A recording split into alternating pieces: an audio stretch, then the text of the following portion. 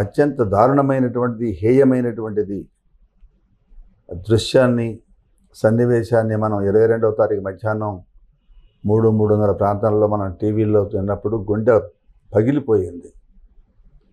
20 సంవత్సరాల తర్వాత, అంటే 2019 తర్వాత ఇంత ఘోర కలి మనం ఎప్పుడు కూడా మనం వినలేదు. ఒక అందమైనటువంటి, సుందరమైనటువంటి, మనోజ్ఞమైనటువంటి విహార స్థలంగా భావించేటటువంటిది. దాన్ని అందరూ కూడా ఏమంటారంటే మిస్ స్విట్జర్లాండ్ అంటారు. అంటే స్విట్జర్లాండ్ అనేది చాలా అందమైన దేశం. విహారయాత్రలో పోయే వాళ్ళంతా అక్కడికి పోతూ ఉంటారు. మనకు ఉన్నటువంటి స్విట్జర్లాండ్ ఏమిటి అంటే కాశ్మీర్ వ్యాలీ.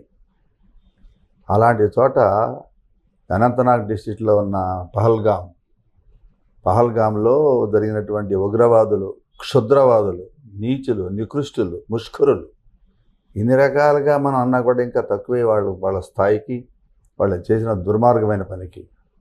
ఆ బైసారాం ఏరియాలో జరిగినటువంటి ఈ ఘోరకలిని ప్రపంచమంతా కూడా విస్తుపోయింది. మధ్యాహ్నం 3 గంటలు 2:30 సమయంలో జరిగినటువంటి ఘోర ప్రదేశం. అందుట్లో నమ్మబలిగేటట్లుగా, క్రెడిబిలిటీ ఉండేట్టుగా మిలిటరీ యూనిఫామ్లో వచ్చినటువంటి దుండగులు వీళ్ళు.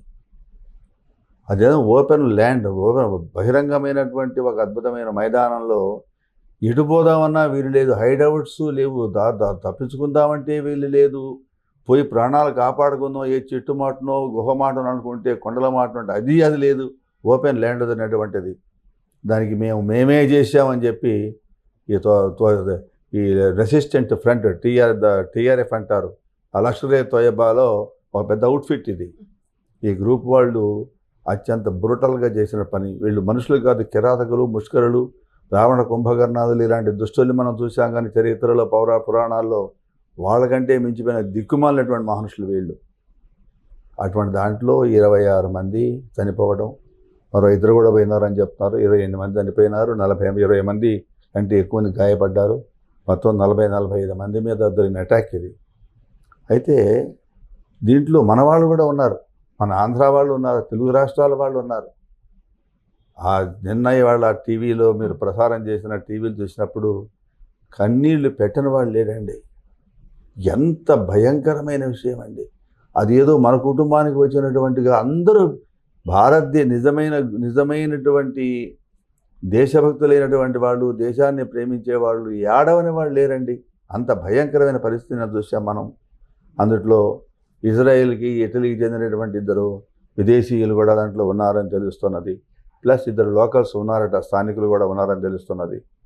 అయితే ఇక్కడ ఇంకొక భయంకర విషయం ఏమిటి అంటే, ఇంత ముందు జరిగినటువంటి అటాక్ వేరు, ఇది వేరండి.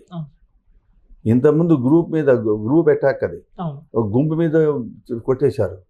ఇందుట్లో మనిషిని అడిగి వీడు నిజంగా ముస్లిమేనా లేక హిందువా అని తెలుసుకోవడం. అంటే నేను ముస్లిం అని చెబితే వాడిని ఐడెంటిఫై చేయాలంటే వాళ్ళ ప్యాంట్లు ఇప్పదీసి, అసలు అనుకుంటేనే ప్రాణం భయకంపితమైపోతున్నది. వాళ్ళ ప్యాంట్లు ఊడదీసి వాడు నిజంగా ముస్లిమా హిందువా అంటే వాడు హిందువు అయితే గండం చేశారండి. నోట్లో తుపాకులు పెట్టి కాల్చడము, తర్వాత ప్రైవేట్ పార్ట్స్లో తుపాకులు పెట్టి పేల్చడము మనం చూసాం. ఇంత భయంకరమైనటువంటి పరిస్థితి మనం చూసాం. అయితే దీన్ని మన వాళ్ళు ఏమన్నారు అంటే, this is an attack on Indian soul అన్నారు. ఇది మామూలు మనుషుల మీద చేసిన అటాక్ కాదు, భారతీయులకు ఆత్మ మీద చేసినటువంటి అఘాయిత్యం అని చెప్తున్నారు దీన్ని.